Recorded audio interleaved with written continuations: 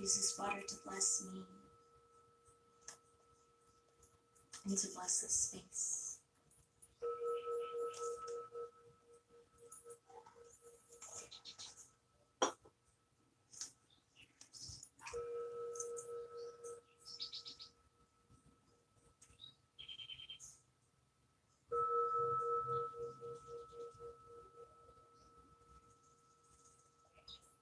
With this oil, I anoint the womb of my mind, the womb of my heart, the womb of my sacred seed. May my words be blessed. May my hands be blessed to heal. And may my feet walk the path of a sacred woman. Ashe.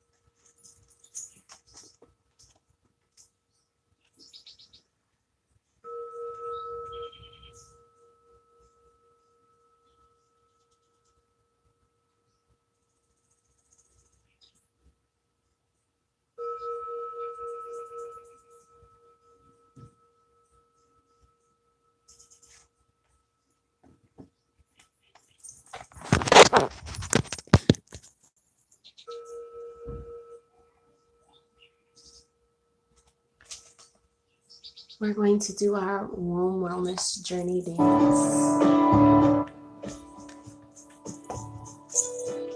This away is dead. They say my way is no more. And that the Nile Valley legacy isn't thousands of years ago. But they are here, and we remember. I am the shrine. I am the temple. I am the sanctuary. I am the church. I am the mind. I am the cathedral. I am holy land. I am the altar. It is lodged in our DNA, tapped down deep in our belly and our core. So we traveled deep within, and we fasted and we prayed. And then one day, one by one, Jah Rastafari, Shalom, Alhamdulillah, Hare Krishna, Hare Bo. Then two by two, Nam Yo Krenge Yo, Hallelujah, Aho, Ashe. Then thousands began to wake up to the ancient healing Nile Valley legacy and to hold to the returning lotus woman within you.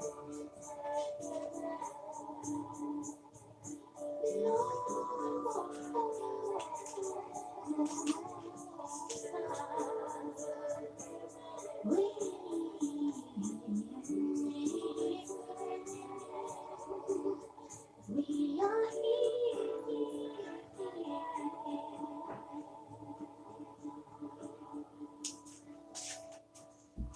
We are here.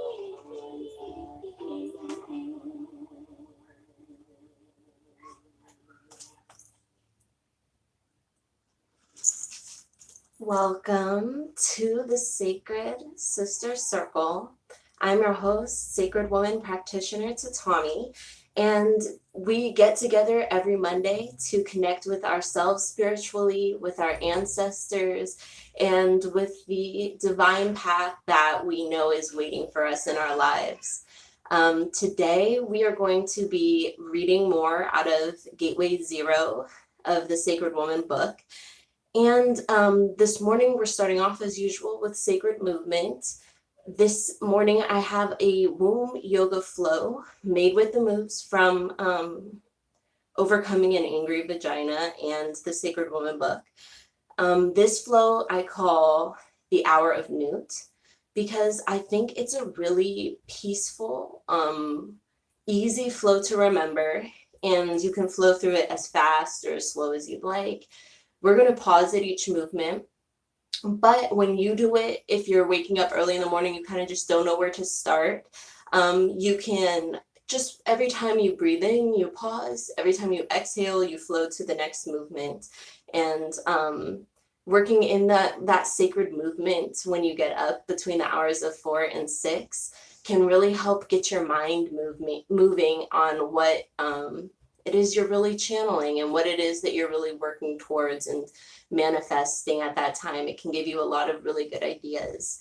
So yeah, this is my Hour of Newt womb yoga dance flow. Please get your mats or blanket, however it is that you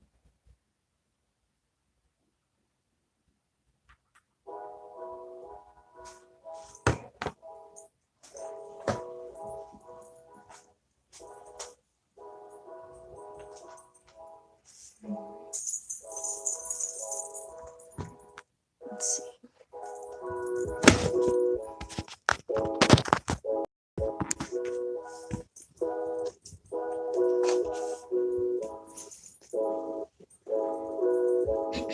And right after the flow, we're going to also do some Punanilates, some vaginal squeezing. Kegels is what a lot of people call it. All right, first we're going to start in Ost. Here, let me move so I can be seen, but let's see how I can do this. All right. You need to get into a squatting position. Ost is in a squat, and everybody squats different depending on your level. You may find it's very hard to squat. I know for the first year I tried, I couldn't get into this position without falling down. So there are ways to help yourself. You can hold your hands down.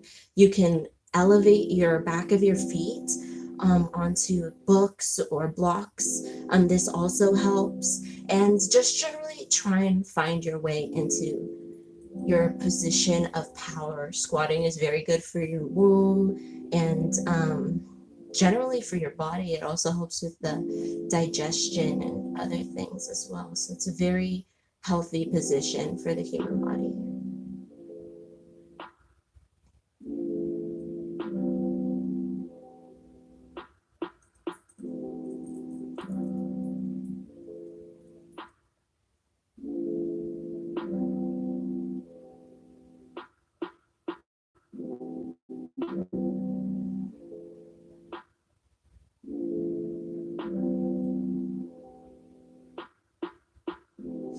So remaining with your feet in the squatted position, we're going to flow into the cosmic womb by raising our hands, lowering our head, and putting our hands behind our neck, and just allowing our head to rest and dangle down.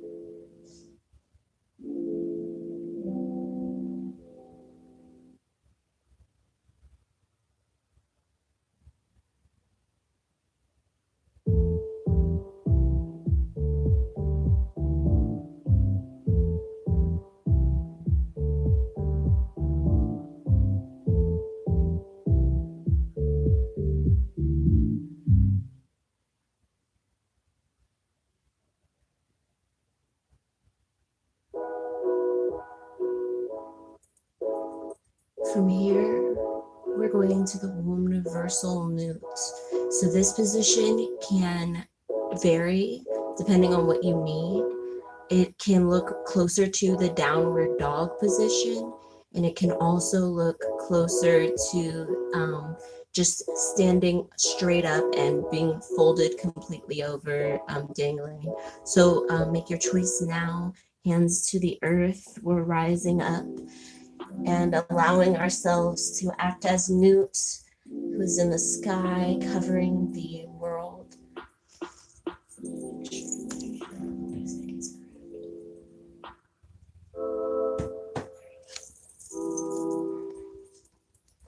So you can walk your hands out or further in.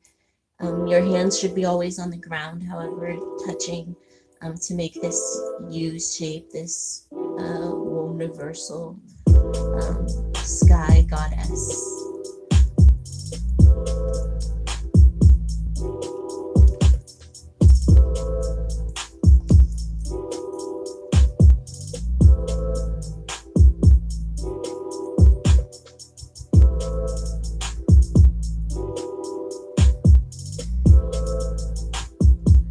In this position, you can really feel your womb releasing. You can stretch your legs. Your womb should feel kind of the weight of the rest of you pulled off of it as you're upside down like this.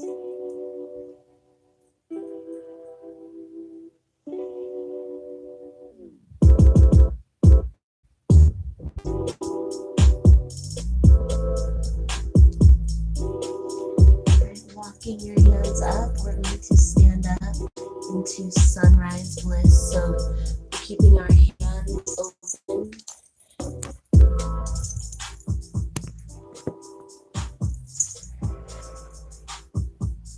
And now sunrise bliss, our hands are just up above our heads. Here we have, you can see me. Palms are up. Our palms are up to the sky. This is the sunrise, the beginning of our day. You're open to all the new possibilities. You can move your hips. You can get low or stay high, however you feel naturally led during this flow. Remember, womb yoga dance isn't about hitting the moves perfectly. It's about feeling the moves personally.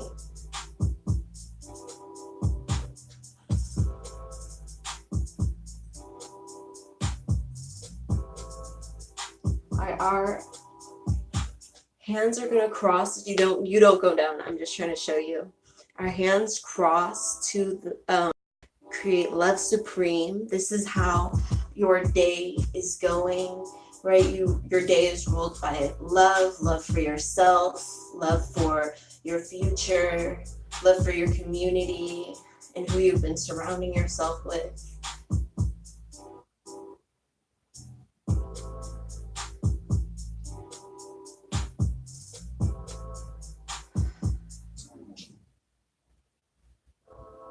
All right, our hands are going to slowly make their way down into sunset serenity. And it's serene because we've lived our day to the best of our ability as sacred women. We've tried to stay honoring ourselves. We've tried to do better. We've taken note at where we failed. And we've decided to keep on the journey, keep moving. This move, you can just stay still, firmly planted, or you can move however you feel.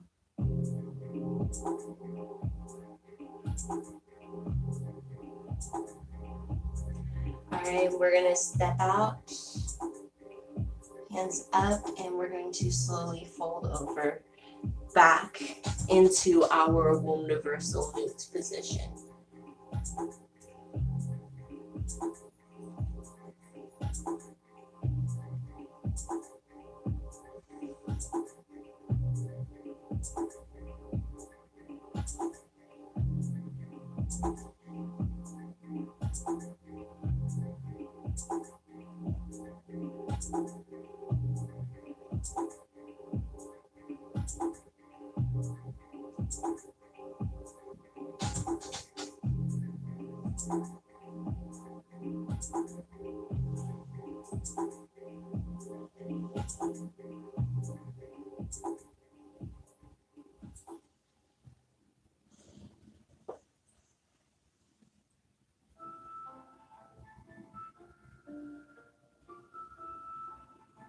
And from Universal Newt, we are going to bend our legs and find ourselves right back in our original seat of Ost. So from here, you could go womb journal, or you could repeat the flow, however it is you're led. But I find this flow to be really peaceful and easy to remember in those hours of Newt from 4 to 6 a.m., which I'm not sure if we talk about it today or next week, but Queen does go into detail about why those hours are important, why it is important to occasionally at least rise for spiritual work at that time.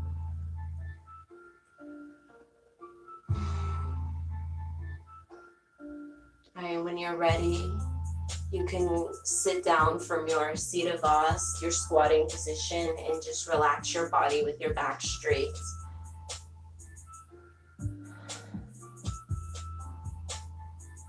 Bring yourself back into the moment. We're going to do our fire breaths. Remember, for this gateway, we're going to be doing 50 again today.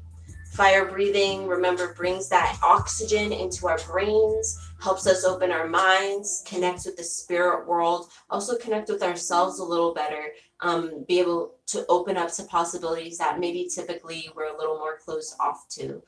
So bringing all that oxygen into our brain, getting slightly lightheaded, but of course, if you're starting to feel too out of breath or too lightheaded, stop.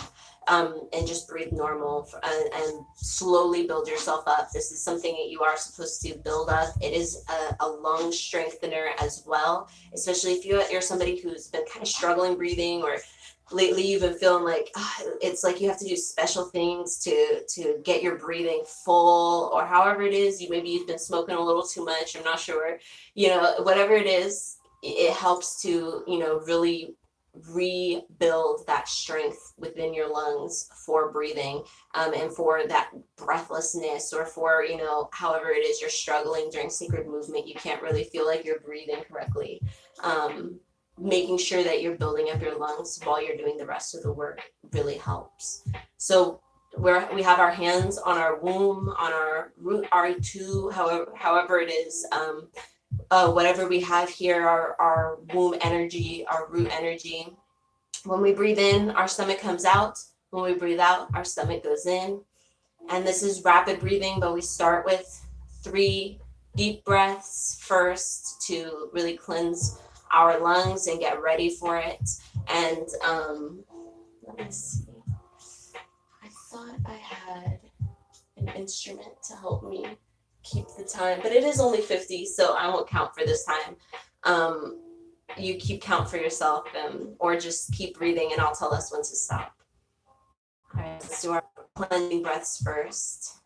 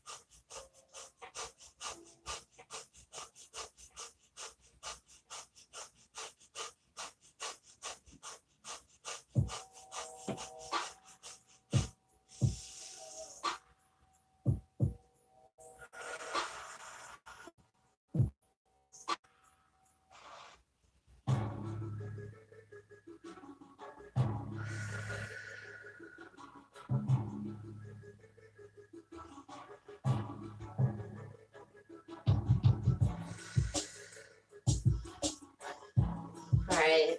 So I know if you were used to it from last year, you probably don't really feel that much. I'm like kind of feeling a little bit lightheaded, but I usually need to do more higher breathing to really get into it. But if you're just starting, you should feel, your brain should feel a little more clear because you've just brought so much oxygen into your mind. So that is a really effective technique to use when you're just sitting at the altar. You really want to bring yourself into the mood. Perhaps if you go sit under a tree to meditate, which is a really helpful choice to meditate under a tree. Buddha meditated under trees, and our ancestors did as well, because it's trees are considered that energy that just flows straight up through them from the roots, and it's reciprocal.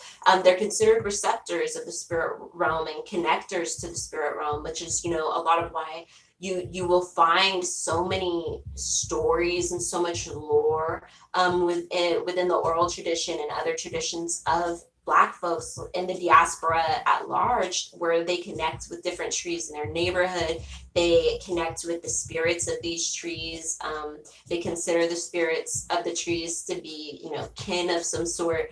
So finding that time to go connect with the trees and then go sit under it and use your fire breathing technique to really get yourself into the zone of it. That's also why they say you can hug the tree, literally wrap your arms around and hopefully connect through the other side. But if not, keeping your whole body circular around it and allowing that energy to start channeling through you, that the tree already naturally has channeling through it at all times, because it's just so connected with nature and the spirit realm and all of that. So finding that time to do that fire breathing at those different times, or if you're about to step into the national park because you're about to go foraging for something, taking those cleansing breaths before you take that step into the area to really get your mind focused and in tune with the nature spirits. So yes, I think that is all for our sacred movements today. I'm so happy, you guys. I've gone through and I think I've made a playlist that will not get the video taken down from YouTube. So I'm really excited about that. I've been trying to go through and find like free hip hop beats and download those and use those for this so that, you know, we can still have some beats to listen to, because chimes are really wonderful, but it's not as much my thing. I really love hip hop and I love listening to beats and drums. So that's my style. So I'm really happy that we're kind of, I'm doing better. I'm getting it. All right. Before we continue, sorry y'all, but I really haven't done my chalk today. And you're also kind of just looking at my head. Maybe, right here. Perfect. Perfect. There, that way you get a little torso too. And I wanted to play the Sacred Woman Prayer because my reasoning behind really wanting to play the Sacred Woman Prayer is I do think it's such a valuable tool as well. The Sacred Woman Prayer, and when I say this, I'm talking about the one where we say, Sacred Spirit, hold me near, close to your bosom, protect me from all harm and fear. I think that one is so powerful because it reminds me a lot of the Lord's Prayer. You know how people used to just kind of pull that out, or, you know, Hail Mary, you know, people, Christians, and when I was raised, this is something I felt like I had in my arsenal. It was, you know, I knew certain prayers by heart. So it's when you don't even know what to say, you have something to say because it's been ingrained in you so long. You know, you've heard that gospel song so many times that, you know, you're in a random moment and the words just pop out to you and it all feels, you know, a little more connected. And so in that same way, I think the Sacred Woman Prayer is such a valuable tool because first, it can be, you know, it's gender neutral. It can be said by pretty much anybody. And the person you're addressing in this prayer, right, we say Sacred Spirit, but if you connect it to being a root worker, you can say, you know, sacred ancestors, but you can also name somebody, you know what I mean? So you can say, Grandmother Anne, hold me near, close to your bosom, protect me from all harm and fear beneath the stones of life. And, you know, when you're saying that, it makes it even more personal, and it's something that, you know, sometimes that, like when I'm doing like a spiritual bath, or I'm doing, you know, I have to lay hands or do something, sometimes that's what just naturally pops into my mind, is to say that. And, you know, even if you don't know it completely by heart, I think that's kind of the power of knowing some of the words too, because you can just start it and then let your spirit kind of lead you to the end of it. Or you can see the whole thing and then continue on if you feel like it needs, you know, a little bit more for your particular situation. But the words themselves are, you know, very inspiring. You know, teach me how to heal with the inner and outer elements of air, water, fire, and earth. You know, I think that the prayer is just such a valuable tool for everybody because, like I said, remember, we don't actually need all these other little things, all these other tools. In technicality, your medicine bag is your words, your sacred words, and your, you know, sacred hands touch. You know, that healing of laying hands. And that's really all you would need is, you know, that word, that power, that commanding of your situation and of the spirits that, you know, are down for you and working with you and that you work with and that you honor. And so we're going to be listening right now to the Sacred Woman Prayer. I do think this is one of also the best songs on the Sacred Woman CD, by Queen Afua. Behind, you know, we remember, I love that one because, you know, it's like when she says, they say our way is dead, you know, the way she says it is like, you know, it's going to be good because it's just like, you know, they said it was dead. Like, you already know, you know what I mean? You already know, like, them, you know, the way Queen says it, you just know, you know, she has all that power behind her voice. You know, it's about to be good. And, you know, and then she goes on to say, you know, they say, you know, the power of the Nile legacy is gone. And, you know, when she's talking about the Nile, you know, she's not just saying the Nile, you know, these people living on the sides of the Nile, exactly. She's talking about everything that went into make, you know, the ancient Nile Valley civilization, because it's, you know, I think it was last year, white scientists finally were like, actually, it appears that Egypt was inhabited from the south up and not from over the oceans someone came and went from the south down, just something absurd. Like, who logically thought that Egypt was seriously inhabited by somebody from boats coming down and going down and somehow inhabiting that way from the south, from the Caspian Sea, whatever is up there. It's just very absurd. But it turns out that indeed it has been proven that people from the southern regions, which most of us already knew, we already knew that Egyptian pharaohs went down south to get a queen, and that if you went down south to get a queen, that meant she was a dark-skinned queen. And that there were other empires that occurred a little bit before Egypt and a little bit after Egypt, during Egypt. And so Africa was popping, long story short. And that's, what she's saying when she says that, like, they're saying that these ways are dead, and we're saying actually we remember. So I love we remember, but here we are, Sacred Woman Prayer. Sacred women in the making. Sacred women, reawaken. Repeat this prayer with me as you open up your palms to divinity, or gently place them over your heart with silence. Sacred spirit, hold me near, close to your bosom. Protect me from all harm and fear. Beneath the stones of life, direct my steps in the right way as I journey through this vision. Sacred spirit, surround me in your most absolute perfect light. Anoint me in your sacred purity, peace, and divine insight. Bless me, truly bless me, as I share this sacred light. Teach me, sacred spirit, to be in tune with the universe, how to heal with the inner and outer elements of air, fire, water, and earth. Sacred spirit, hold me near. Close to your bosom. Protect me from all harm and fear. Beneath the stones of life,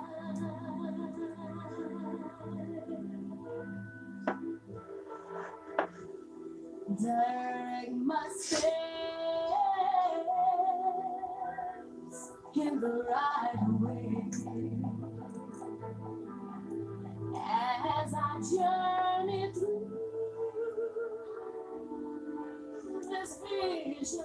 If you have your womb mojo bag, your womb altar with you, this is a good time to be holding it as you repeat or sing along or pray along. Surround me in your most absolute perfect light. Anoint me in your sacred purity and divine insight.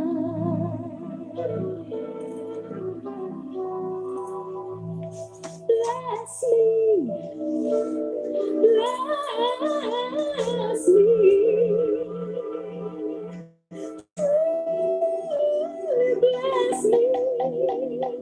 as I share the sacred light.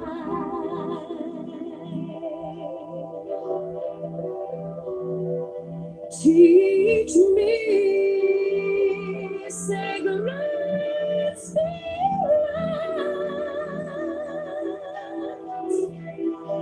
to be in tune with you.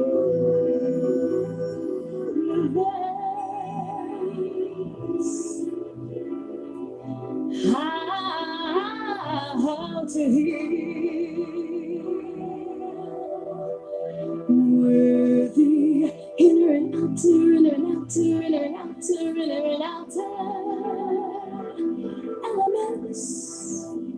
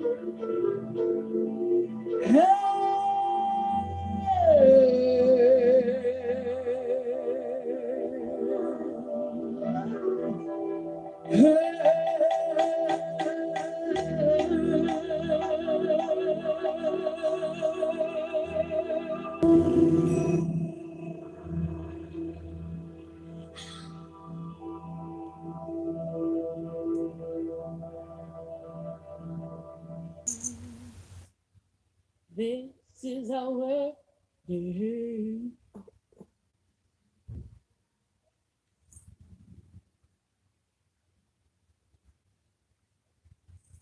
I'm not sure what if he's talking to me or if he's talking to his sister.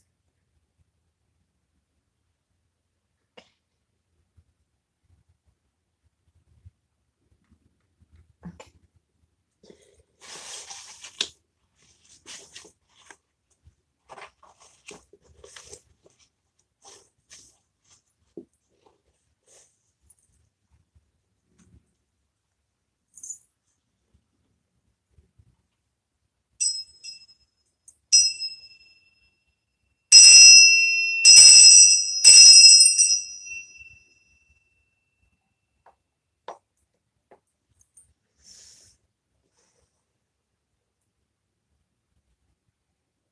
I pour this libation in praise and adoration of the sacred mother guardian of Gateway Zero, Nut, the great cosmic mother. Ashe.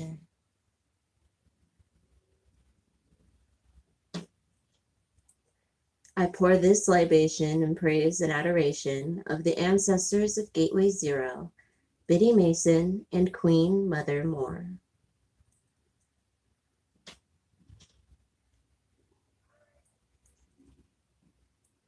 I pour this libation in praise and adoration of the elders of Gateway Zero, Aunt Iris O'Neill and Dr. Josephine English. Ashe.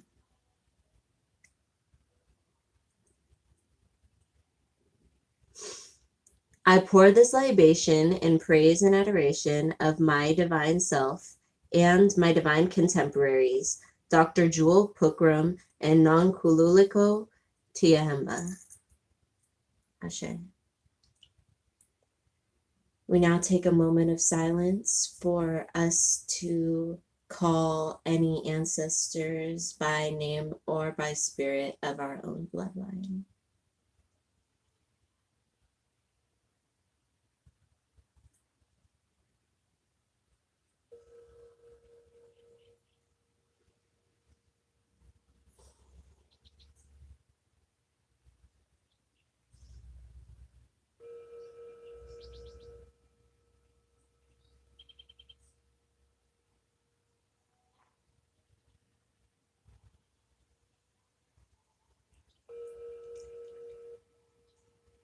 Ashe.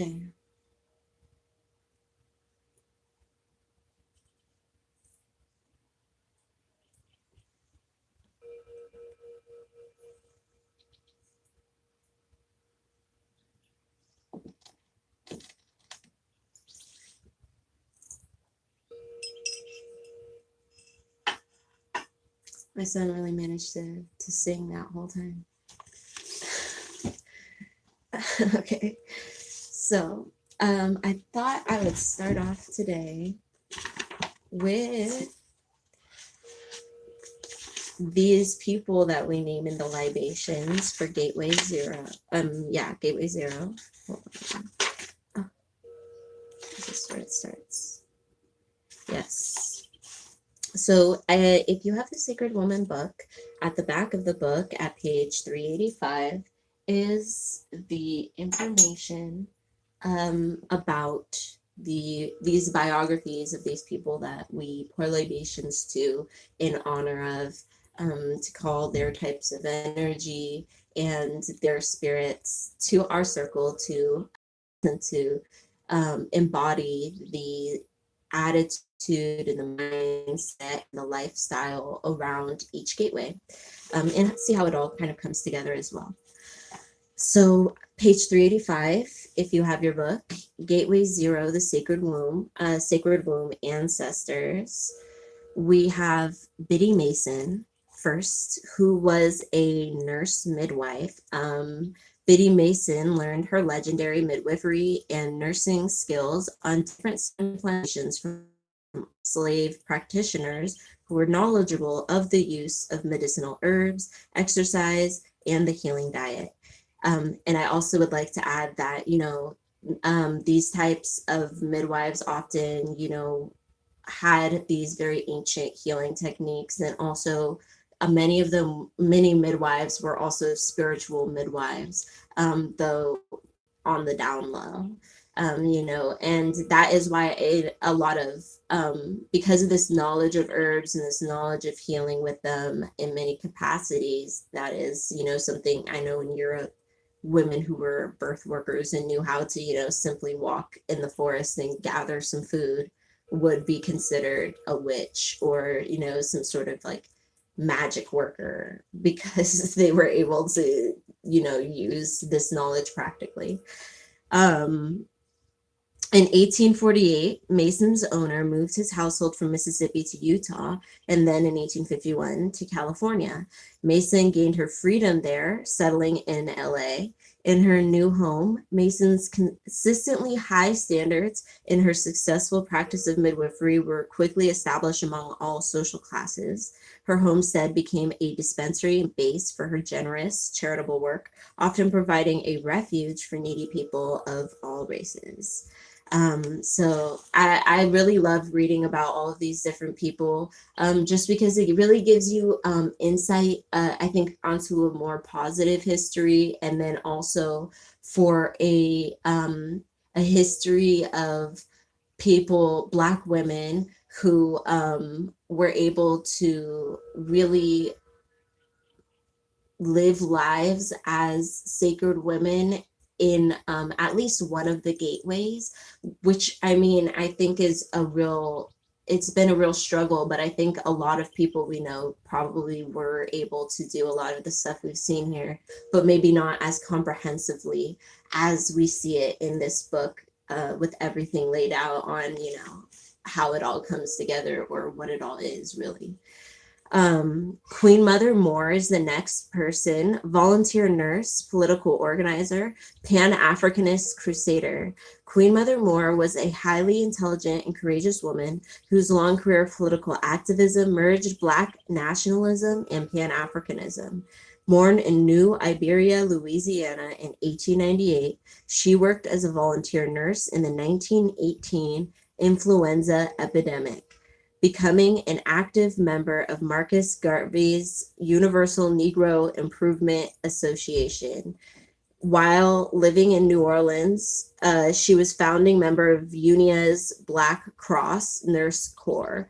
Queen Mother moved to Harlem in the 1920s and remained a committed Pan-Africanist right up to her death in Brooklyn in 97.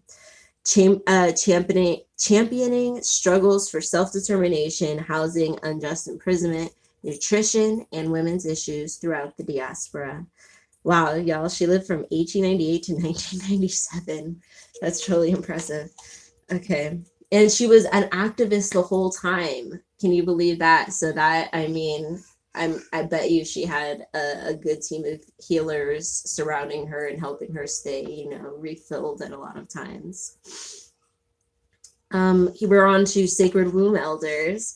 Aunt Iris O'Neill was a midwife extraordinaire, registered nurse, healer, and keeper of the womb. She was the 10th child in a very large family.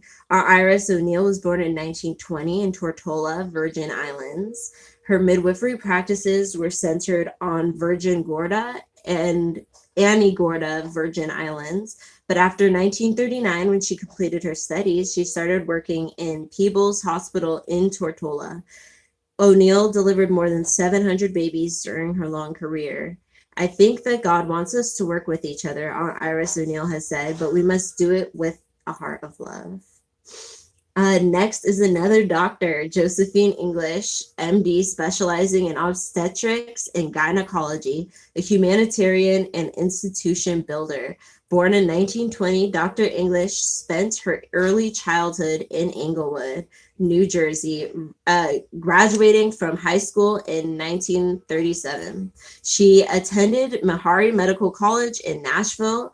Dr. English established her practice in Brooklyn, New York, and has successfully delivered thousands of children, including all of Malcolm X's six daughters, and providing care for just as many mothers over the past 40 years.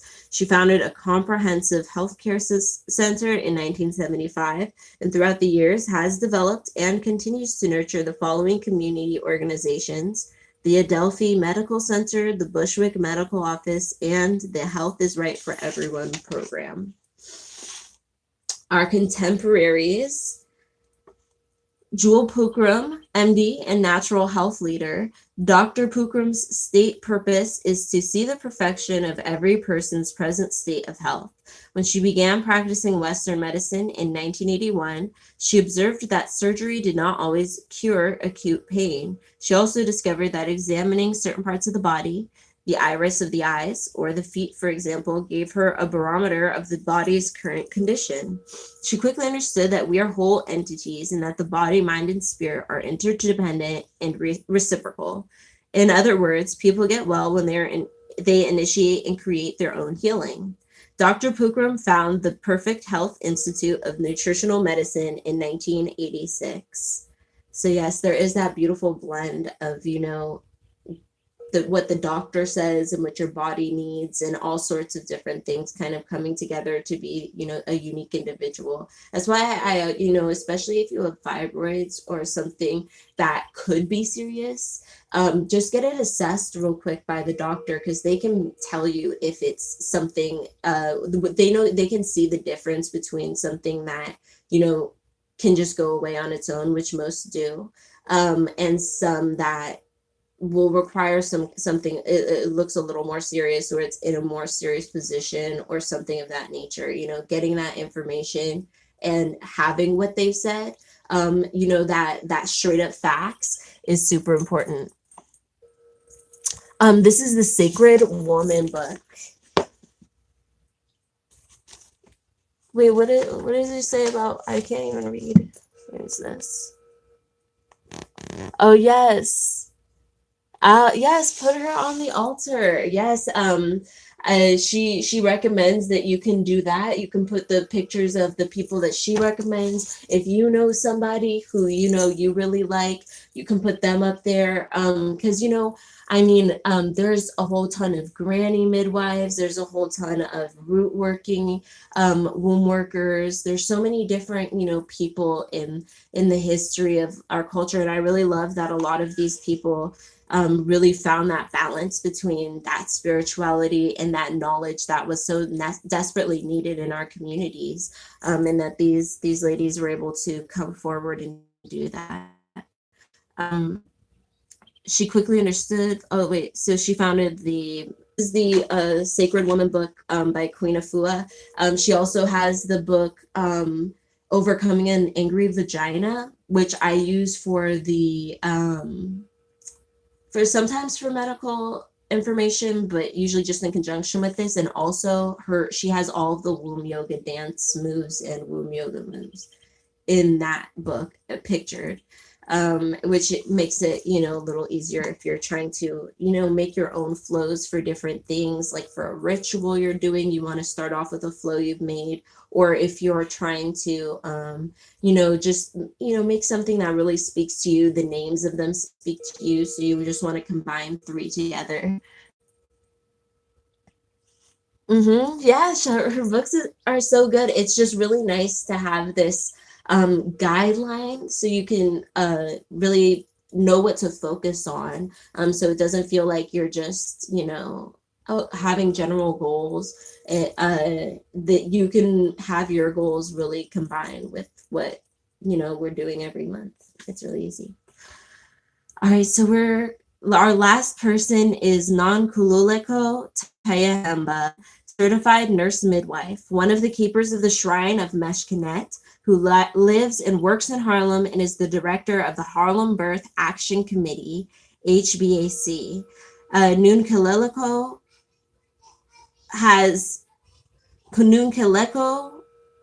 I don't even know, has been a midwife diaspora for the past 18 years. She also worked with women giving birth in Senegal, Navajo Hopi homeland in Arizona, St. Croix, upstate New York, and the southern part of the United States. She is dedicated to the revolutionizing of women's reproductive rights. HBAC sponsors births and is a women's resource center for women's empowerment. Non-Kululiko. All right, I'm gonna have to practice that one because I keep saying it, but I'm never sure if I'm saying it right, y'all. All right. Well, I really like that, she's a midwife and, she's really traveled and worked with so many different people. And, I think that's so important, especially in Arizona, they have a lot of racism and racist laws. And I think it's really important to have an advocate for people of color out there, women of color. That's the type of things we need. Sadly, we need a lot of people at the front line of birth, which I think, puts a lot of undue stress that shouldn't really be there for, birth workers, for doulas. I feel like a Black doula or taking care of a Black patient with that level of care that's necessary to ensure survival is really, it's high cost if you pay for it. It's high cost if people are volunteering for it. It's, a lot of stress if it's just you and they paid for just you. And, it's you having to be vigilant about every little tiny thing. Because, like I've said, I got lucky. I had some doulas in what is it called? Santa Cruz volunteer for my birth, and a lot of them took turns, and they had a kind of program set up for that type of thing. And they they knew, and they knew who I was, like, as a Black woman, and I had twins, so I was like high risk and stuff. And even then with like, I think at the time I gave birth, they called, and like by the time I gave birth, 3 or 4 doulas were in the room. You know what I'm saying? And so even with that many people there, they still managed to, take my whole umbilical cord. They still managed to, kind of force me to get a C-section, like a lot of shit going down. You know what I'm saying? It was just like, it was a crazy, surreal experience. And so, that was just like, I was really lucky because it was like, if I hadn't had those people, who knows what I would have been like talked into or like bullied into or broken down into by that point. You know what I mean? So anyways, I think that marriage of, having to, trying to be like a spiritual birth worker, facilitating these experiences while still having to battle consistently, white supremacy, it gets really hard. All right, those are our people for this gateway. We'll come back when we get to gateway 1. I have first, I want to make sure I don't forget to do this. Where? I'm a med. Wait, what happened? I had, oh, it's up there. That's why. Okay. Page 63.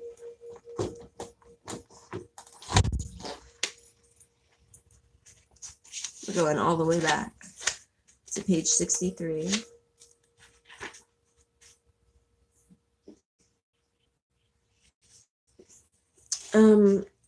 I wanted to, 62 actually.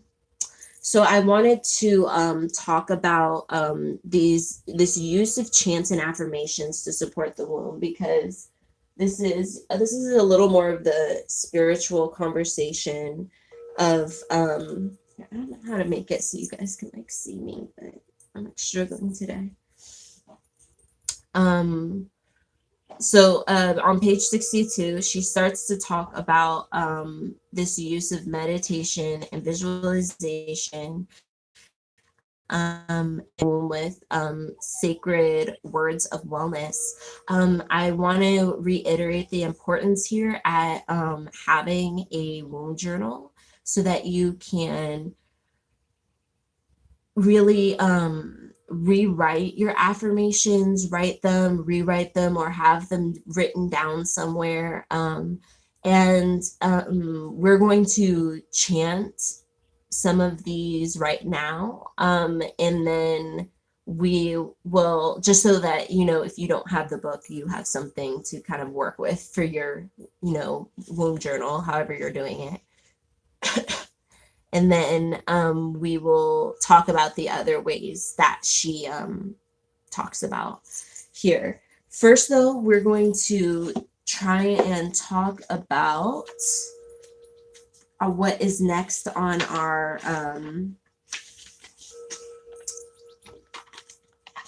Adinkra cards, our ancestral guidance cards. What was it again? Okay.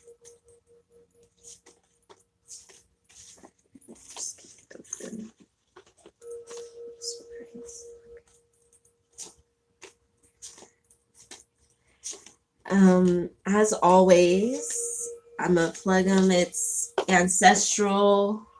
Oh, adinkraliving.com. Adinkraliving.com.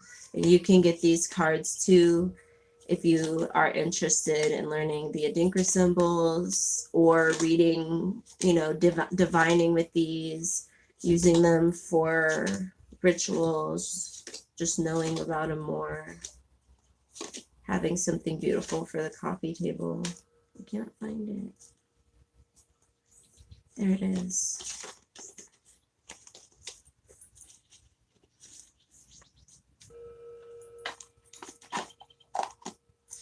Or making it, you know, giving someone a beautiful gift. This is like, I highly recommend this deck. Okay, guys. All right. Abe Duya, the palm tree.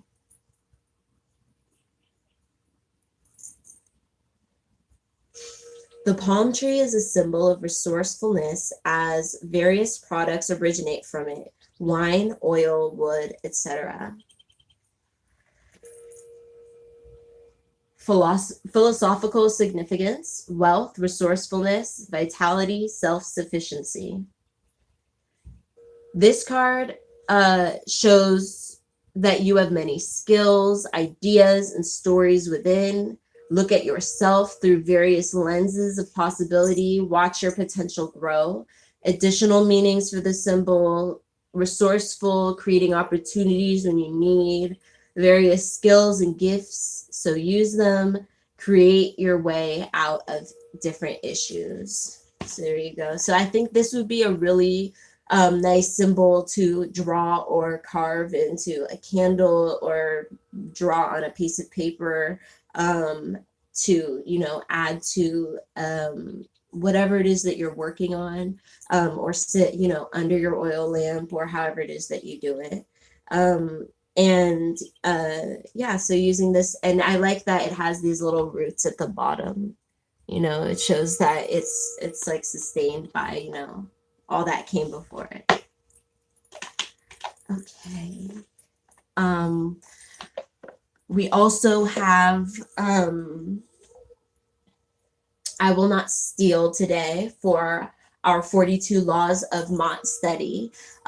Choosing not to steal, remember, it in this case is a moral issue.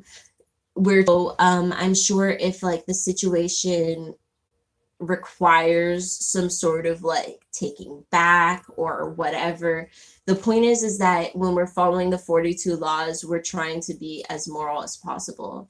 So choosing not to steal, I think, includes, you know, not being, you know, petty thief, not doing, you know, being lazy and not doing what you're supposed to be doing, working what you're supposed to be working, acting how you're supposed to be acting, and just trying to get by without, you know, with minimal work, with minimal character. That's the type of behavior that you're trying to avoid and trying to leave behind. And then further, we also, I think, not stealing could mean trying to be more authentic, you know, trying to be more yourself and not just try and steal ideas off of other people, or, you know, act like somebody you're not for, you know, I don't know, whatever reasons, but trying to, you know, be more authentic to yourself, and keep that in your mind as well when you're thinking about not stealing. And, you know, thinking your own thoughts too, I think would be really good. I know it's not really theft, but I think, you know, really thinking about why you believe something or why you think that something is important, and always trying to take that time to evaluate and reevaluate. All right, so that was our I Will Not Steal 42 Laws study. Every week we'll be going through the list. It's somewhere here at the beginning of the book too, but you can find the 42 laws pretty much anywhere. So yeah. Where are we? We are page 62. So in addition to meditations and visualizations, try filling your womb with sacred words of wellness through daily chants and affirmations at sunrise and sunset. Feed positive thoughts, words, and attitudes into your womb throughout your day. Freely fill up your plate with these affirmations. You don't have to worry about gaining weight. As a matter of fact, if you consume enough of these affirmations, you're liable to lighten up your life. Through mental, spiritual, and physical reprogramming and cleansing, we change the direction of a lost womb. We begin by applying affirmations offered as a guide to direct or redirect your ideas and conditions for a body, mind, and spiritual womb healing. If healing your womb is the desire of your heart, then speak words of power to your womb regularly. Speak with all the fervor and love and compassion needed to strengthen the sacred consciousness of your womb. Repeat as many of these affirmations as necessary to heal, recharge, and purify the spirit of your womb. As you speak these affirmations of empowerment, allow a flow of natural creativity to fill up your womb and lift you up and inspire you to heal, love, and be a full woman free.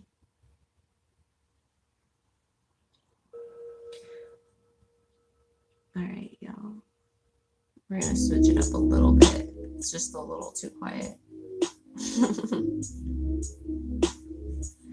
All right, we have here on page 62 is a 25 womb Hesse chant.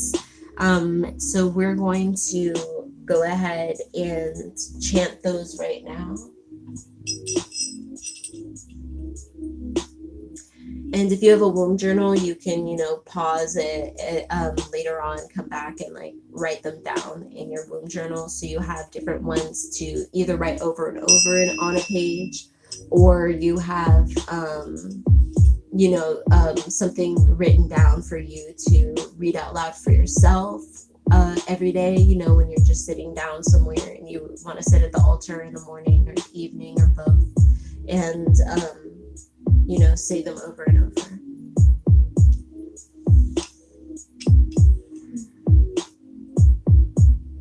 Feed these and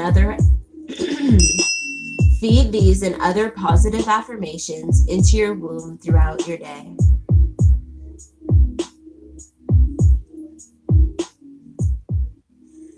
My womb is sacred, and so is my life. My womb is precious, and so is my life.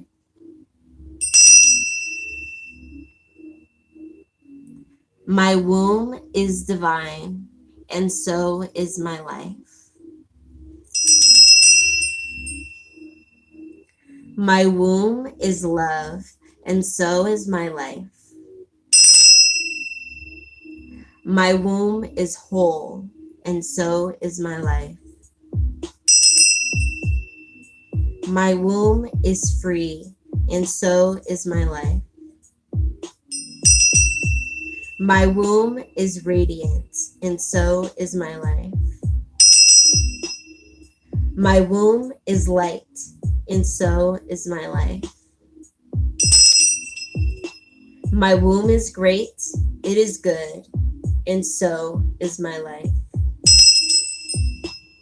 My womb is celestial, and so is my life. My womb is peace, and so is my life. My womb is bliss, and so is my life. My womb is bright, and so is my life. My womb is natural, and so is my life. My womb is liberated, and so is my life. My womb is full of energy, and so is my life. My womb is pure, and so is my life. My womb is in tune, and so is my life. My womb is all powerful, and so is my life. My womb is the seat of my creativity, and so is my life. My womb is full, and so is my life. My womb is filled with prayer, and so is my life. My womb is a dynamic force, and so is my life.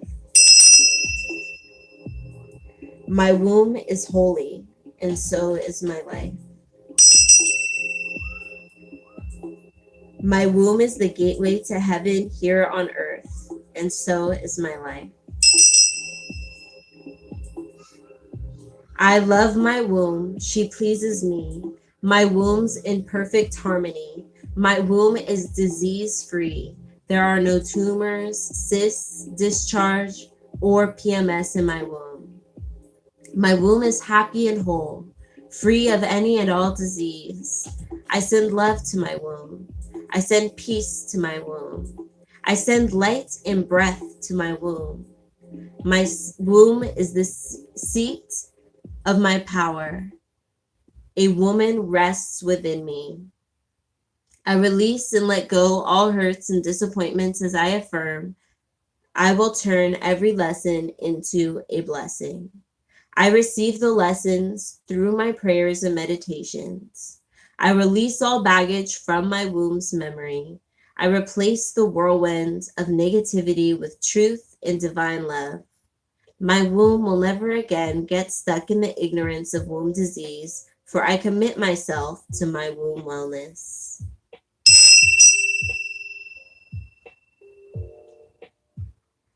That final part was from page 63, the Womb Affirmations Revelation to Regeneration. I think if you're going to use that, you can call your womb however you would like. You can change the pronouns and really make the womb prayer personal to you and to your situation. It's like if you don't have certain issues or you don't want to talk about certain issues, you want to focus on my phone. You won't want to focus on certain ones. You don't want to focus on certain issues and just want to focus on what it is that you're going through right now. Just make those as personal as you can. Maybe say it while you have, some flute music or pan drum music or something like that playing in the background, or play your own music, however it is, shake a tambourine a little bit and make it your own. All right, so on page 63, she also talks about chanting womb. Chanting, a lot of people chant Om, which is like the oldest one, I think. And then there's Om, I know is chant. You can chant womb. You can chant, if you have another power word that you're trying to channel at the moment, you can channel that as well. And really focus on what it is that your goals are. But she was talking about chanting womb, womb. Start slow. You can, in a circle, you can also be chanting it as well. You can visualize the deep blue ocean for serenity, for Nu, and for the goddess Nu, and for that. So she continues with sound coupled with breath can heal. Ringing your voice in melodic tones inside of your body temple puts your RE2 chakras in a state of Mat. Feel free to be creative and sing your own womb song. You can. She has my Kat Ku, which means my womb is of light. Ka Nut, my womb is of heaven. Ka Ast, my womb is of the divine mother. Kat Mat, my womb is of harmony. The other one, I think last year I sang one that was like, my womb is my altar. I must take care of it. My womb is my altar. I must take care of it. Hey, Yana, oh, Yana, hey, Yana. And I'm pretty sure, I forget what the name of that tune was, but I'll find it. I'll put the link, and I have it somewhere really, really closely accessible, you guys. It's a very old, I think, somewhere Native American, it's claimed on the internet. I have not found any source beyond white people saying that, but it is a legitimate, tribe that they're claiming it comes from. So I don't know, but at any rate, it is a very old tune, and we just changed the words to, fit our circumstances a little bit. I mean, that's basically the words of the song. Just changed like the words a little bit, you know what I mean? So making your own womb song is another way to connect with your womb. Smoke your womb with frankincense and myrrh. Anoint your womb with sacred oils. This is the prayer work section. Give praise to your creator, to the ancestors, to nature if you're out there, for the many blessings you've manifested in your life and the lives of your blood and extended family. When you go outside and you're thank Mother Nature again for all those times that you've gone out there and gotten something. Take a moment and really connect, or take a moment with your ancestors and really thank them while you're doing your prayer work at the altar, or while you're doing your healing work. Release through prayer. Make prayer requests for the healing of your womb. Offer up affirmations or womb prayers to your ancestors or to Nut. Use the ones in the book as the model, or let your spirit flow. I suggest, just trying to talk, like I said before, maybe start with something that you've been reading, and then flow into your own words and try and speak out loud, because you won't get any better until you really practice out loud and speak to your ancestors, to your spirits. Create and wear waist beads. Okay, so this is kind of our homework for this week, is waist beads. Try and make yourself a pair, maybe order yourself a pair. Obviously, if you can't, oh no, my phone is definitely dying. Let me try and plug that in. Okay. We're gonna end up having to move. Let me see here. Oh dear. There we go. Maybe. Oh. Now you're seeing the binder, I think. That I just. Okay. We've got a lot of floor there to see. But we're almost done here. So You can purchase your waist beads from markets, from hopefully African or Black sources. You can make your own, choosing each strand, choosing, each bead, and really making them personal, and blessing, washing each bead in the beads in like some kind of salt water or something, Florida water. Then what's it called? Then stringing it how, to your desire, maybe according to different numbers, that sort of thing. Or you can order them, something from somebody that, really speaks to you. It's up to you. So really focus on trying to get yourself some waist beads for this month.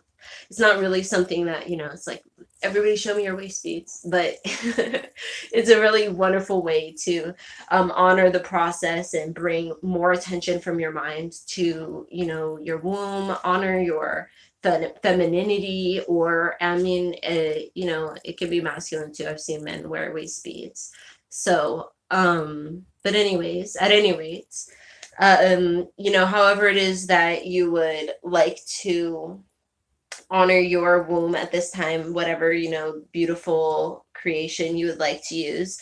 This is just one of the many ways. Womb rituals for the new and full moon. She asks that you use those times to, let's see, you can call to Hootie. She says, adoration to Mother Mut Nebet from the east, Tuat and Tur. Adoration to Mother Mut Serket from the south, Tuat and Tur.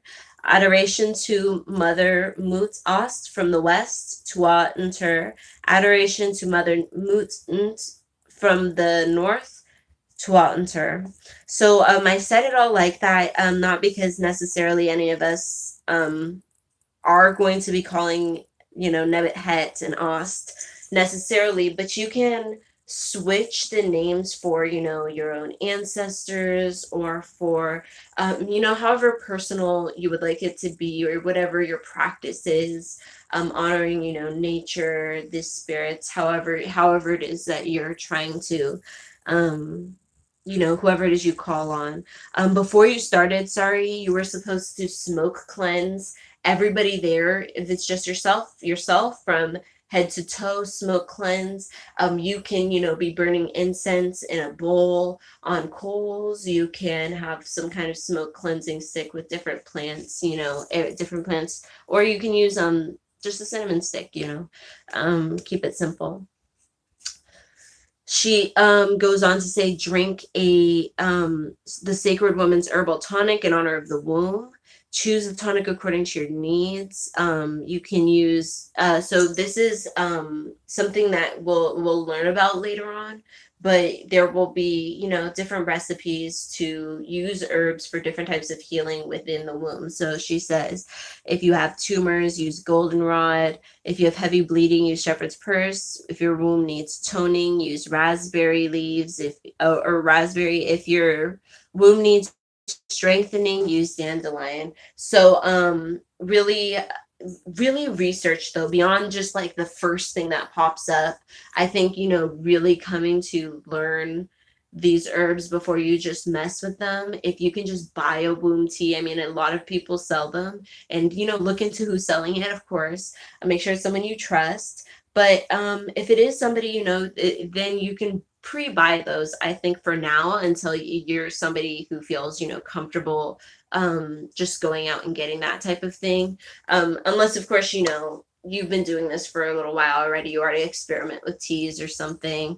But if you have, if you're pregnant, trying to get pregnant, or breastfeeding, also do not experiment with random teas. Make sure, again, you're researching what it is you're consuming, so if it's any way to get passed on. And it's not necessarily only the herb that will pass on to the child, but what you're detoxing will excrete from your breasts at that time as well.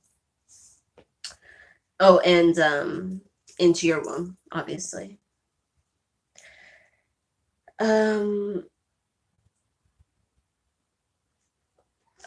Then if you're having a ceremony the new moon, pray for what you desire, what you want to build on, to manifest. A work to generate, a mission to unfold, a project to begin, a happening to take place. New thoughts, new visions, new beginnings are what we bring to the new moon ritual. Dancing for new beginnings that the new moon brings forth. Dance for the new moon. Dance for the moon. If you're where was I? Dance for the new moon to acknowledge our visions coming of age. What did I just read? Did I read the new moon? Okay, so we were supposed to start with the other moon, the full moon. But anyway, so we said, dance for the new beginnings the new moon brings forth. Dance for the new moon to acknowledge our vision coming of age. The new moon is also a powerful time to ask for forgiveness and to forgive wrongs done, to rise to a new state of mind. It's time for cleansing. Breathe deeply as you hold a clear quartz or moonstone over your womb, flushing out old hurts and pain, clear back to your beginnings. Remember, you can use whatever stone you have. If like all you have is an obsidian or whatever it is you have, really cleanse the stone and still hold it and work with it. It will probably work a little bit differently, but you're still working towards that result. For this, if you're honoring the full moon, all the women are to dance in a clockwise circle, echoing the full moon in their dance with flowing movements like the ocean of none. The dance is to move and lift the spirits, to acknowledge our ebb and flow that is cosmically expressed in the moon. Give praise for the visions that have come from the light of the moon. Give thanks for what has already been manifested. Gifts have already been received. Journeys that have already come to an end. Give praise for help that you have already received in your life and on your journey. Close the circle by giving thanks and praise under the moon, under Mother Moot, by dancing to drums, bells, and so on. Let the spirit move you. Give praise to Nebet, the guardian of the new moon.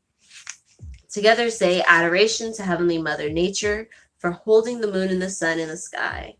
Keep a moonstone on your altar of newts to support the harmony and healing of your womb. All right. I think I also wanted to talk on page 89 before we wrapped it up for today.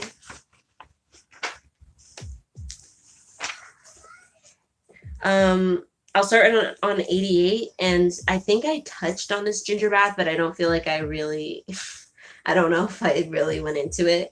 So she has a ginger bath on page 88, where she says, after you begin adding ginger to your drinks, add ginger to your bath. So, she has this fire element morning drink that's helpful. For 7 days, start your day with this drink, if you can. The juice of a lemon, 1/4 of a teaspoon of cayenne pepper, 2 to 4 tablespoons of cold pressed extra virgin olive oil, 8 ounces of pure warm water. Mix all these ingredients together and drink. So this is just starting the morning cleansing drink. We're not yet feeling like, you can start eliminating eating too many, processed foods and excess meat and dairy. Like, and when I say that, I mean, like, right now, if you eat meat or dairy more than once a day, cut it down to once a day. Or if you eat it once a day, try and eat it every other day.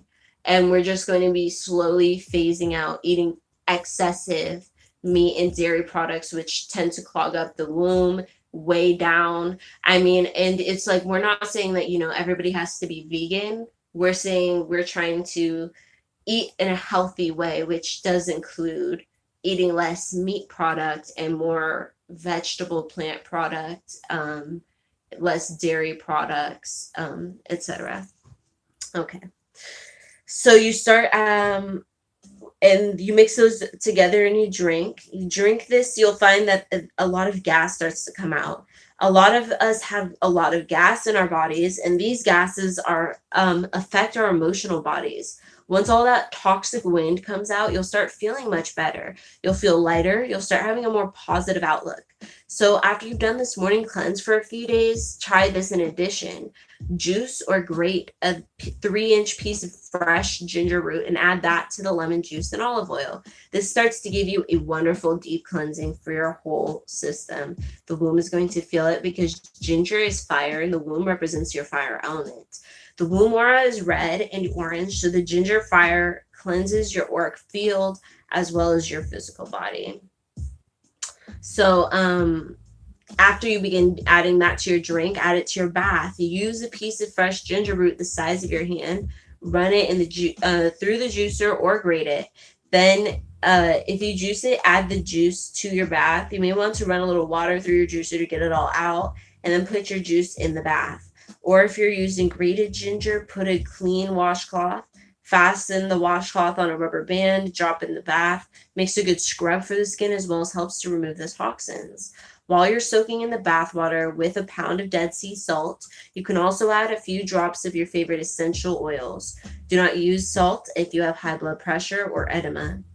The fire element morning drink opens you up and you start feeling flushed. This is because all the mucus is starting to come out of your lungs. Some may come out through the womb as well. With the ginger drink in the bath, you'll start getting an internal cleansing as well as the external cleansing.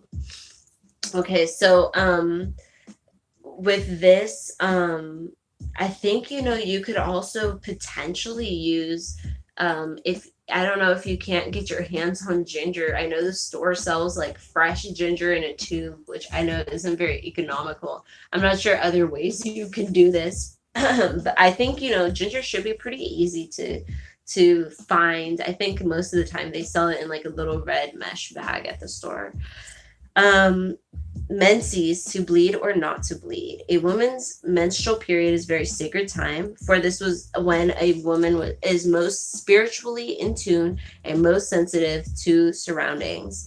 They're more open to and able to receive messages from the Most High Creator that will aid her in living a more harmonious existence. And a woman too has a peaceful time during the menses. However, this advanced monthly spiritual state can only exist if a woman is truly purified. So pausing there, I just want to emphasize that Queen is saying that you should have a period. I know, like, I've said this on people's pages and they've like deleted me and they've deleted my comments, but you should have a period. Should your period be debilitating and last 7 days and totally drain you of all goodness and strength? No, that is not right. But you should have a period. And even if it only lasts a few hours to a couple days, there should be some sort of release of the tissues, the fertile tissues from menstruation. This healthy state is unlike the so-called normal woman who bleeds 4 or more days, coupled with excessive womb pain and the passing of blood clots. Such a woman is prey to toxic thoughts, eats toxic foods, and is less spiritually in tune. As a result, she is in opposition to her true divinity. So notice that part about less spiritually in tune is not necessarily about the diet, but it just relates to if you feel you're feeling very lost spiritually, very alone, all of those things, very stressed in that area of your life, it starts to affect your womb, and it affects your diet, it affects all different things start to connect in your body that affect your womb adversely. As a result, she's in opposition to true divinity. This normal woman is environmentally, socially, and dietarily poisoned. Her unnatural lifestyle causes her to suffer from PMS, depression, anxiety, mood swings, tumors, cysts, and so on. This is why during her menses, she experiences more acute womb conditions. So, environmentally poisoned, right? You're eating these processed foods, so that's your body. But then also think about how much garbage is produced when you're only eating processed foods versus or pre-made takeout foods versus when you make your own food. You buy all the fresh ingredients and you make your own food. So and then also, you know, socially, you know, there's the struggle of, you know, not really having those skills of being able to caretake for yourself and heal yourself, and you're angry or you're feeling ill all the time, so you're not able to be at your best even if you wanted to be, or however you're feeling. And you know, that also has an adverse effect with all of your relationships. So it's no surprise that a woman who continuously defiles her body temple by eating this pork, beef, lamb, chicken, and fast food continues to encounter suffering in her womb. In addition to the level of uncleanliness showing up in both men and women as jealousy, greed, depression, and overpowering ego. I also want to point out that part of the reason why pork and all of these other meats are so bad now, as opposed to even, you know, hundreds of years ago, is that, you know, first off, these animals are like tortured their whole lives, right? Then you have the added layer, they're being injected with things. Then you have the added layer, they're living on top of each other, standing in their poop for days on end. Then you have the added, like, on top of that, you know, they're traumatized because they're grown way too big too fast. They, after they're killed, you know, they're sometimes soaked in each other's juices. It just goes really deep, you know, like all of this stuff like starts to, it makes you realize that you're really not getting as much health as you think you are. Oh, my kids. I don't know if he's okay. All right, so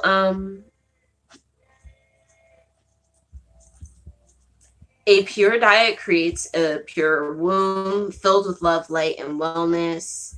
The health of the woman indicates what's going on with the rest of the body. Once these flesh foods and the byproducts, cooked starches, are removed, menses can start to reflect that total wellness, and you'll bleed for 1 or 2 days or just a few hours. A pure diet creates a pure womb filled with love, light. With this purity comes a menses that is much shorter and no longer plagued with PMS, pain, cramping, red blood clots, or exhaustion.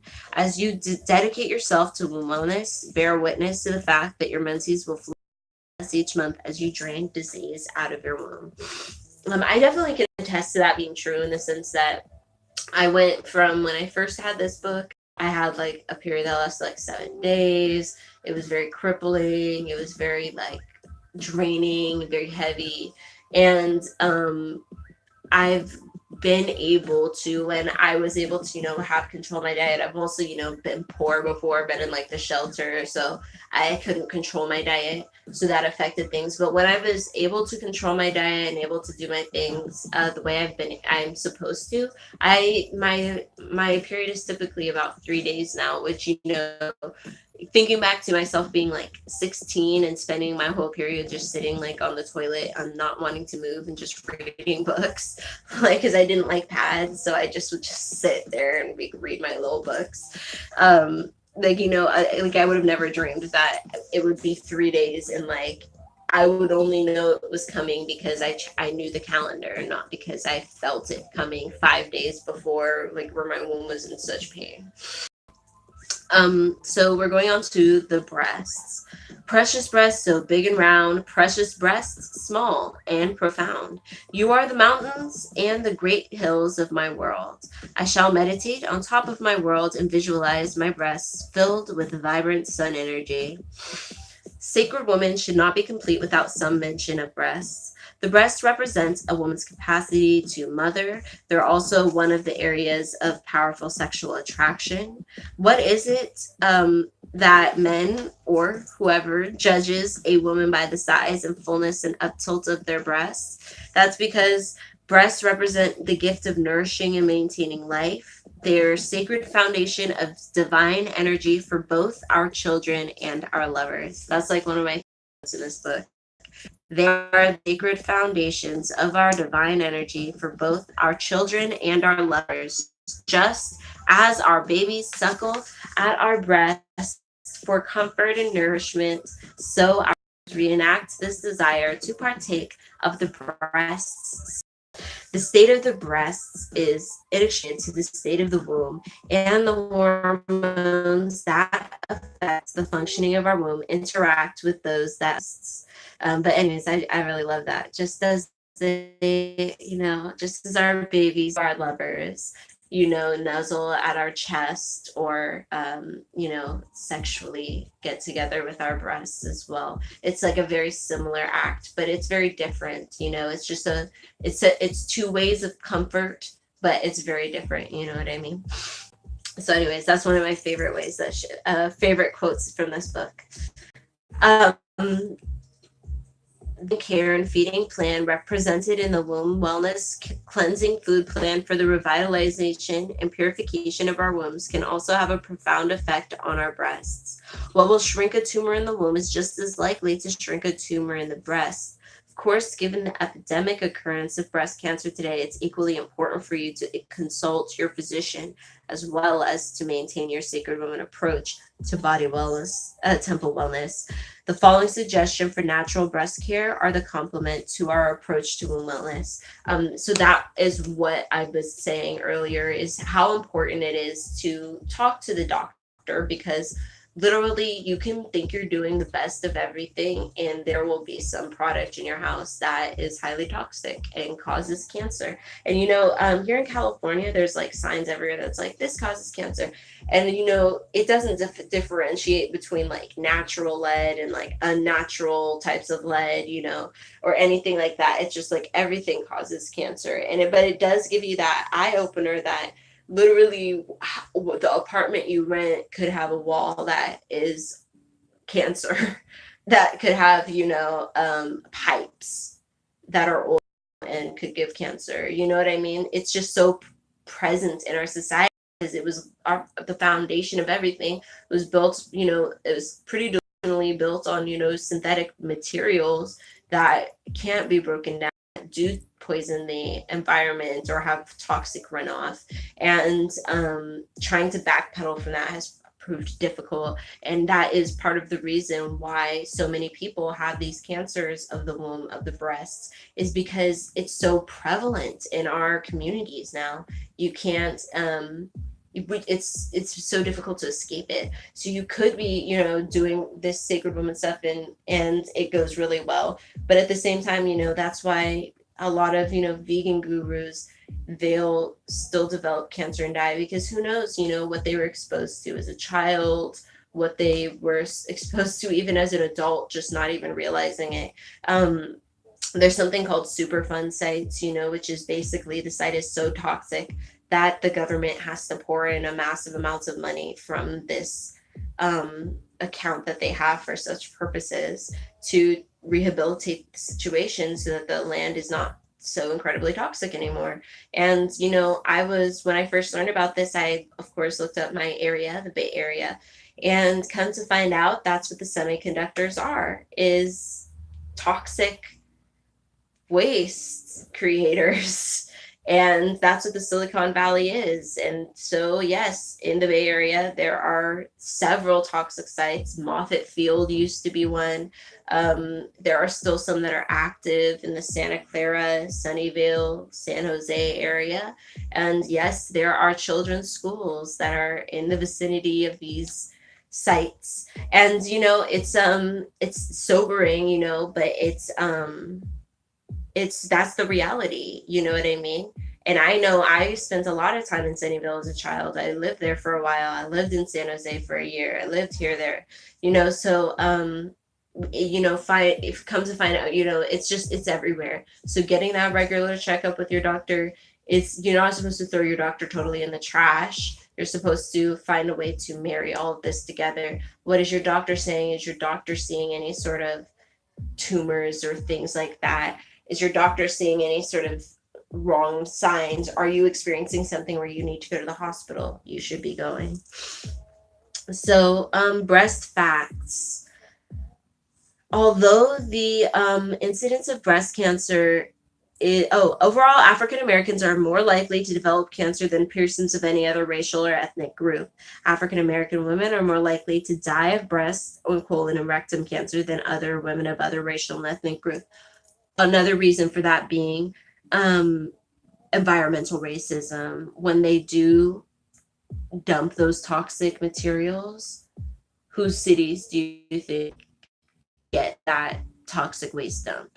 Whose cities do you know think get those industrial plants, get those, it's sad, but it's just the damn truth. And it's sad also that it took the environmental industry, took them a long time, decades, to marry the two, to marry themselves as environmentalists to the civil rights movement. And it just took, white people have to see it for themselves. They have to, go there and be like, what, this is crazy, and it's this year, and who decided this, and who thought they could just touch this year, and like these people just didn't deserve, a healthy place to live. And so, that's when environmentalism became a human rights issue, even more so than it, really had established itself before. So, that's part of the reason why we have a higher rate of cancer and stuff. And then there's also, the pollution in our cities and less care placed into our health, Although the incidence of breast cancer is lower, African American women are more likely to die of breast and colon and rectum cancer than women of other racial and ethnic groups. Although the incidence of breast cancer is lower among African American women than the general population, we have the higher rate of breast cancer deaths. So we have the lower incidence of breast cancer, but the higher incidence of dying from it and when we get it. And that's that racism in the hospital that we face. So then we have, although the incidence, for African American women with breast cancer, the 5-year survival rate is 70% compared to 85% for white women. At the time of diagnosis, 58% of breast cancers found in African American women had already spread beyond the breast. The overwhelming conclusion is obvious. Early diagnosis could significantly reduce the breast cancer mortality rates. Consequently, therefore, it's important for us to be performing our own monthly breast exam.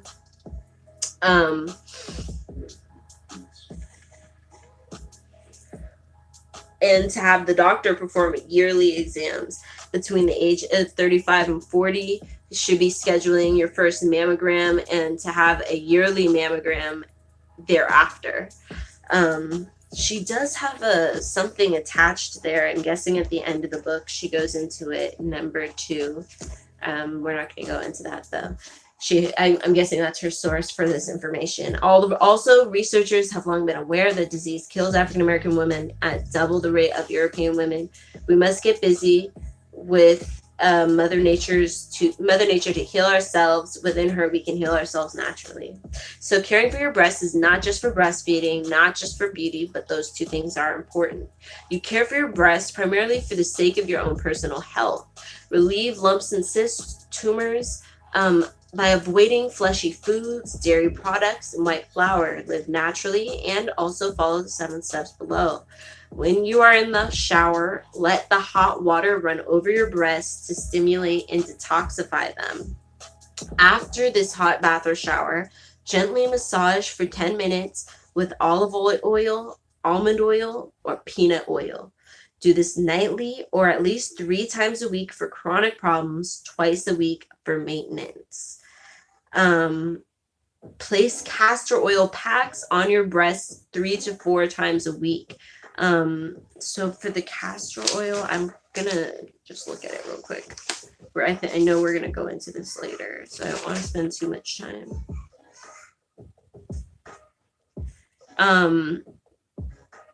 So you're going to boil some water, heat some water, and then put a clean rag, hopefully white or whatever color you have, that's clean, and dip it in the hot water, bring it out, and then saturate it with this castor oil. Any castor oil is fine. Put it on the wound. Castor oil is a very good detoxer. Make sure you're not wearing anything that you like because castor oil will stain if you're using the, a black castor oil. It will also, it's just very greasy and messy. And so, put another cloth over it and then just let it be there. You can also heat up a rice pack or a hot water bottle and put the warmth. The warm, remember, is the best for the womb. Getting your womb nice and warm, relaxing that muscle, letting it really release those toxins. So you do the the castor oil pack on your breasts 3 to 4 times a week. So you saturate it, you put it here, you let it, the warmth, if you want to add that extra measure, or just leave it there 3 to 4 times a week.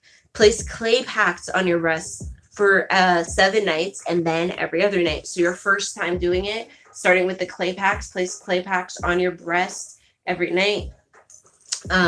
Use Queen Afwa's rejuvenation clay, or use a powdered green or red clay, or a black mud from the health food store. Mix 2 parts powdered clay with 1 part water. Spread over several lengths of household gauze wide enough to cover both breasts. Place the gauze clay side down over breasts and tape in place with the surgical tape.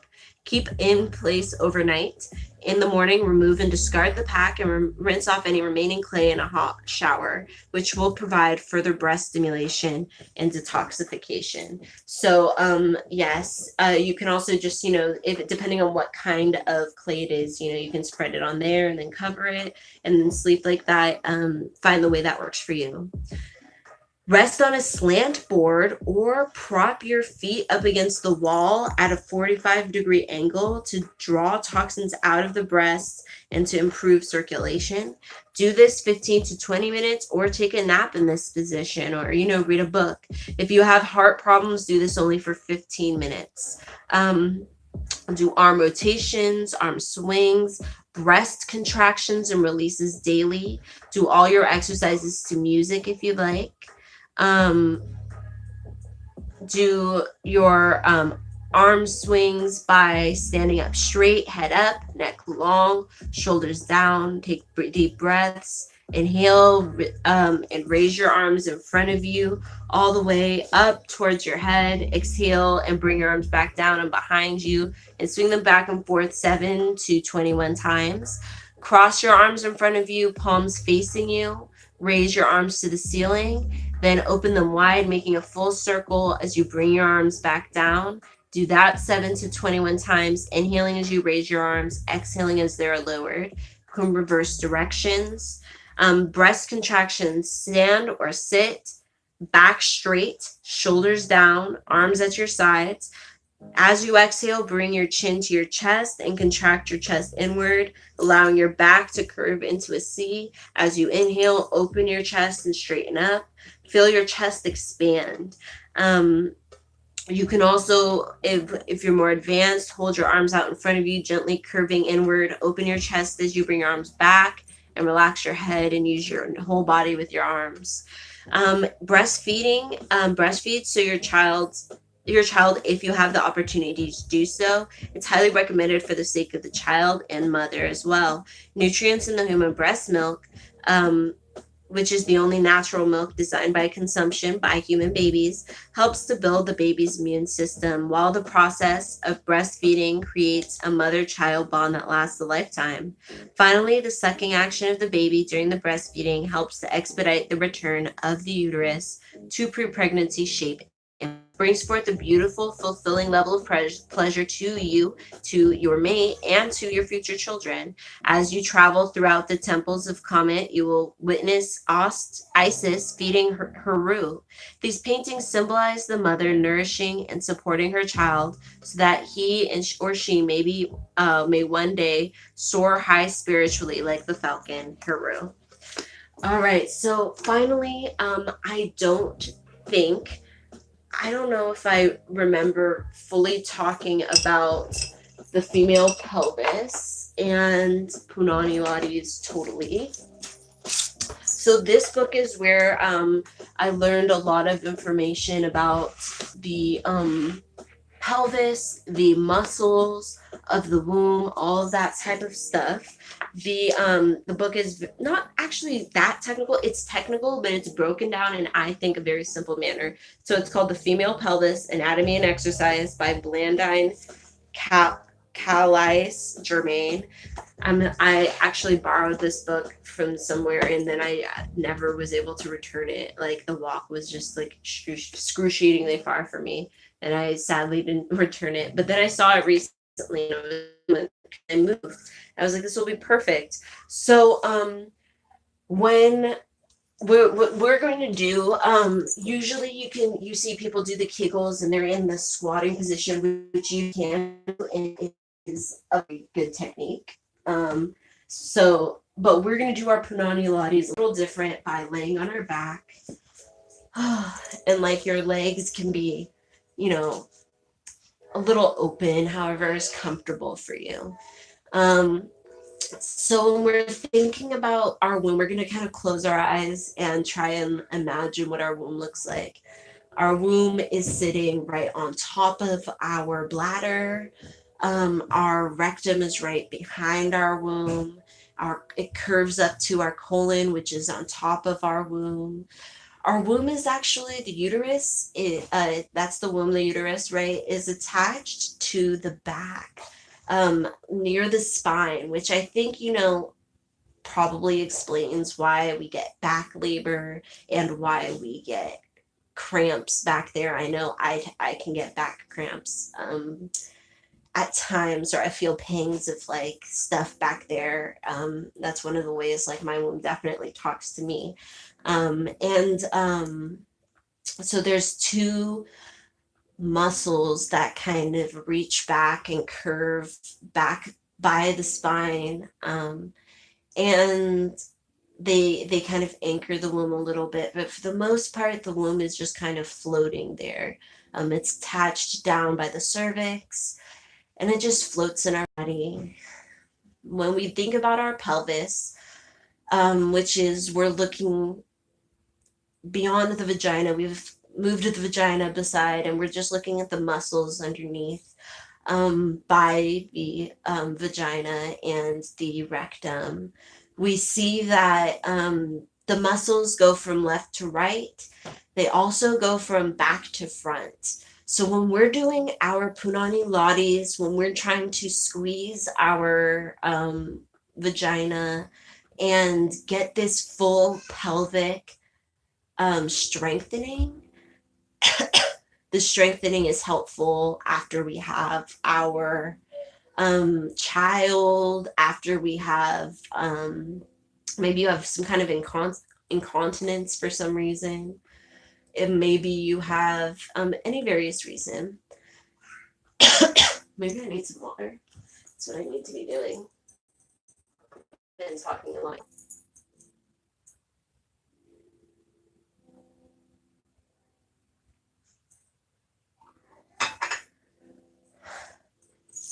All right, so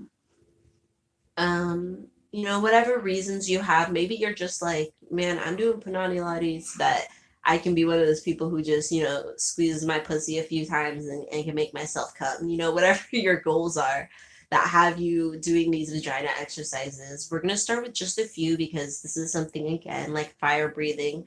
You build up. Don't just try and hurt yourself, because then you'll be cramped and not even like able to do nothing for a few days, because you just like kind of feeling sore down there in a really weird way.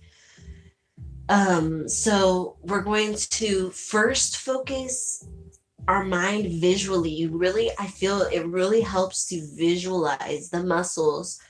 If you have a picture, this will really help. If you see a realistic picture of the muscles of the pelvis, the female pelvis, with the vagina.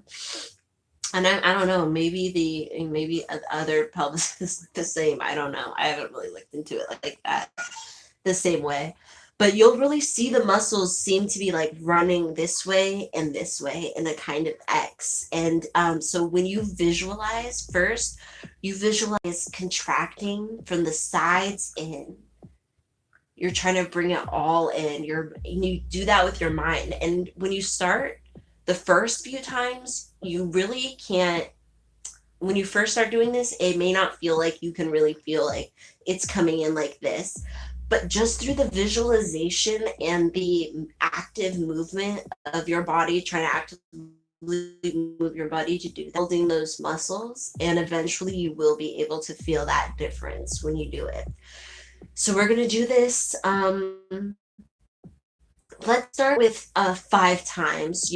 Try and contract from the sides, from leg to leg. Contract the muscles of your pelvis inward and release those muscles and relax for a second. So 1, 2,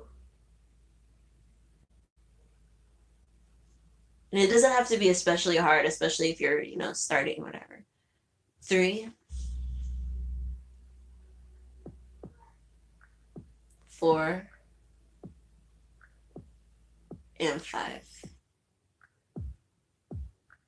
And then for the second part of your exercise practice, you'll be trying to control your pelvic muscles from the front to the back, inward and out, in and out, the same way.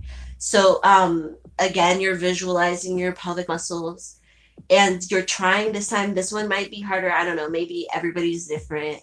So, again, you're just trying to contract in and release 5 times. 2, 3, 4, 5. All right. When you do this other times, you can slowly build up. But really focus on this gateway in the book. So it has just so much information. It's a difficult one to get through and skip over. Yes, so many external factors.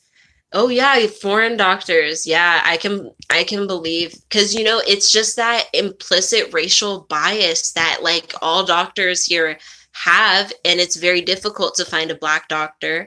And then it's like you have like even like people of color doctors who believe that we have better ability to handle pain, so they don't have to give us pain meds. And it gets really difficult. I think there's a lot of added stress, which is why it's important for us to be able to do a moderate amount of like healing physically and spiritually, as well as have people in the community who we can just naturally reach out to. Yeah, see, and then it's like if you find one, it's impossible to, recreate. I'm with you. I'm with you on that. I'm still really looking for a doctor that I would trust, with my kids and stuff. Because my kids, I had a doctor for, my kids who, when I was like very recently postpartum, she would make me walk to that doctor's office seriously every month. Like I had twins and I had like broken abs, and I was very serious there about it. And she's like, well, I think maybe your son's underweight, not because he is, but because he's in the something percentile. She would just like, she would be like, there's no issue, but I just want to keep an eye on him. And so it's like, it almost felt like she was like checking on me, like she thought I was doing something. I don't know. At some point though, I was just like, dude, I'm tired. I'm tired of this lady. I'm tired of all of this. And I just stopped going to that doctor, and have been kind of bouncing around since. But we just moved to San Mateo, so I'm hoping maybe I can find someone in Oakland and like take my family to the doctor sometimes, like as a more of a family thing. So anyways, thank you so much for joining me. I hope you enjoyed this circle. Please remember, next week, we're going to be doing a sweetening jar of self-confidence. So you can start gathering up materials that you would like for your jar for that. Just kind of starting to get yourself prepared if you're someone who likes to prepare early or likes to start thinking about things a little bit early, because that's what we'll be doing next Monday. But I'll make a post on Instagram and Patreon to give more information and all of that good stuff. So until every crossroads, and thank you.